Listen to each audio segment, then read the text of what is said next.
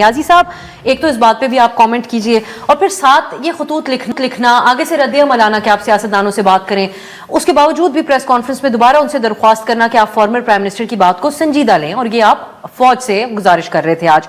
تو یہ تو ایک بڑا انٹائٹلڈ قسم کا ایک رویہ نظر آتا ہے کہ بے شک غیر جمہوری ہو، بے شک اس کی کوئی مثال ماضی میں نہ ملتی ہو، لیکن ہم پھر بھی برملا یہی طریقہ کار اپنائیں گے اور صرف اسٹیبلشمنٹ کو ہی مخاطب کریں گے. اچھا دیکھیں، اس سے تاثر یہ لیا جا رہا ہے کہ شاید سیاسی فورسز سے ڈسکس نہیں کرنا چاہتے، اس لیے وہاں لیٹر لکھ رہے ہیں. لیٹر وہاں لکھنے کی وجہ کیا ہے؟ نمبر 1، عمران خان صاحب جیل میں ہیں. عمران خان صاحب اس وقت ایم این اے نہیں ہیں کہ فلور آف دا ہاؤس ان کے پاس اویلیبل ہو. جس طرح آج مولانا صاحب نے کھل کے تقریر کی، بار بار فوج لفظ یوز کیا جو سینسر کرتے رہے، ٹھیک ہے، وہ نہیں کر سکتے. ٹھیک ہے، آپ نے ان کا آج تک ویژول بھی باہر نہیں آنے دیا. جیل ٹرائل ہی اسی لیے کر رہے ہیں کہ خان صاحب کی کوئی ڈائریکٹ بات سن نہ سکے.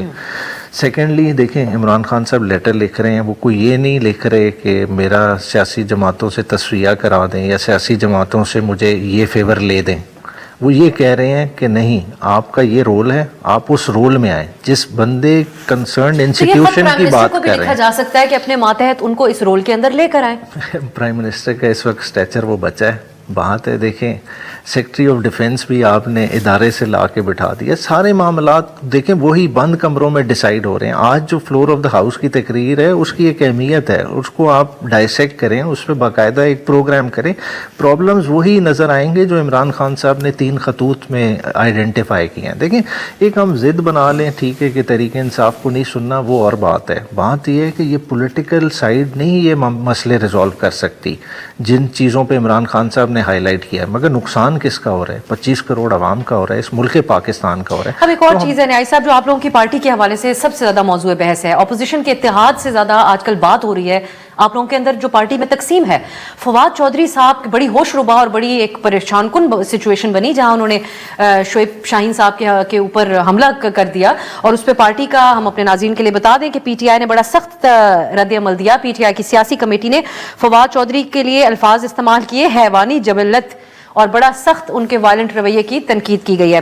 لیکن یہ جو تقسیم ہے اس کی وجہ سے تو آپ لوگوں کی پارٹی بڑی عجیب سی لائٹ میں نظر آ رہی ہے کہ کیسی ڈیسیجن میکنگ ہوگی جب اس قسم کے آپس میں اختلافات ہیں. دیکھیں، تقسیم تو تب ہو کہ آپ کہیں کہ شعیب شاہین میری لڑائی ہوئی ہے، تو آپ کہیں ود ان پارٹی لڑائی ہے. ایک ابھی پارٹی اون ہی نہیں کر رہی ایک شخص کو. وہ کہہ رہے ہیں کہ آپ نے پریس کانفرنس کر لی، آپ نے ایک اور پارٹی جوائن کر لی، اور ان کی طرف سے ایک ایسا فیل ہوا ہے اور اس کو پارٹی نے کنڈیم کیا ہے. لیٹر آپ وہ دیکھ لیں. تو فواد چودھری صاحب کس بنیاد پر اڈیالہ میں ملاقات بھی کرتے ہیں اور باہر آ کے پریس کانفرنس کر کے ان کا موقف بھی بتاتے ہیں خان صاحب کا؟ دیکھیں، ملاقات کیسے ہوتی ہے؟ ملاقات تو نہیں ہوتی. دیکھیں، وہ ملزم ہے جس کیس میں جی ایچ کیو کے کیس میں خان صاحب بھی ملزم ہے، تو تمام ملزمان جاتے ہیں. اس میں وہ لوگ بھی جاتے ہیں جنہوں نے پریس کانفرنسز کی ہوئی ہیں، اس میں اور سیاستدان بھی جاتے ہیں جس میں زرتاج گل وغیرہ ہیں، وہ بھی جاتے ہیں.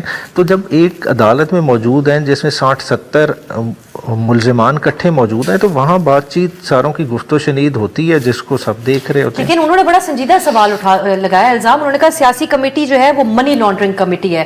پارٹی کے فنڈز کے حوالے سے آپ لوگوں کے پہلے بھی کچھ مسائل پارٹی کے لیے بن چکے ہیں، تو یہ ایک سیریس الزام نہیں جو انہوں نے اوپنلی لگایا. دیکھیں، پارٹی فنڈ ہے، ٹرسٹ ہے. میرے جو اپنا ہے، ٹھیک ہے، جو ویو ہے، دیکھیں، ٹرسٹ کا پیسہ کبھی بھی کسی انڈیویجول کا نہیں ہوتا. وہ انڈیویجول کی ڈیسیجن میکنگ یا ڈسکریشن پہ نہیں ہوتا. ٹھیک ہے، پی ٹی آئی اس کا آڈٹ کراتی ہے. اگر کسی کو اعتراض ہے، وہ آڈٹ رپورٹ سامنے رکھ دینی چاہیے. ٹرانسپیرنسی ہونی چاہیے فائنینشیل معاملات میں.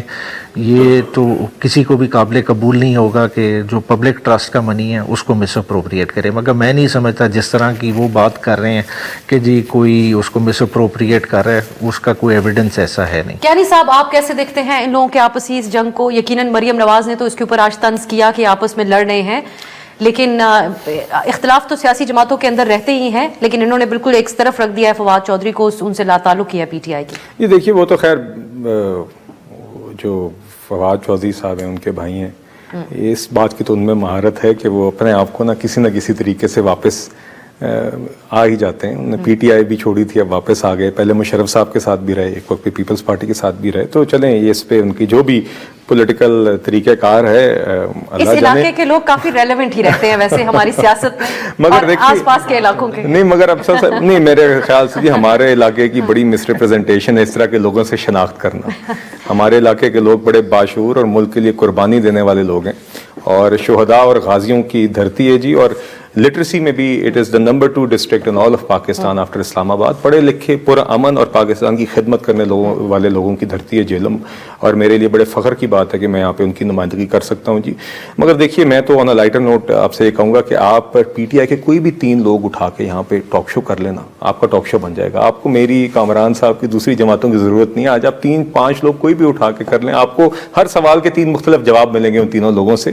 مگر بہرحال میں تو یہ چاہتا ہوں, مجھے اس چیز سے غرض نہیں ہے ان کی پارٹی کے معاملات ہیں. میں صرف اتنا چاہتا ہوں کہ آپ خیبر پختونخوا میں آپ کی حکومت ہے, آپ ادھر کارکردگی پہ بات کریں, وہاں پہ اپنا کردار ادا کریں. وہاں کے لوگوں کی زندگی آپ پہ ڈیپینڈ کرتی ہے. میں چاہتا ہوں کہ خان صاحب سے یہ سارے لوگ جب اڈیالہ میں ملتے ہیں تو خان صاحب کا کبھی یہ بھی بیان آئے کہ یار میری خیبر پختونخوا کی حکومت کیسا پرفارم کری ہے, عوام کے لیے کیا خدمت کری ہے. ہمیں کبھی یہ آواز نہیں آتی. جیل سے بیٹھ کے وہ کیا معاملات, باقی ساری باتیں بھی کرتے ہیں نا, چٹھیاں اس پہ لکھتے ہیں تو اس پہ بھی لکھیں. چلے کامران صاحب, یہ جو ایک تو بطور وکیل بھی اگر آپ کچھ کہنا چاہیں, یہ ہمارے ہاں ایک تلخ قسم کے یہ خبر تھی کہ شعیب شاہین صاحب کے ساتھ فواد چودھری نے اس قسم کا رویہ اپنایا, پی ٹی آئی نے اس پہ سخت تنقید کی ہے.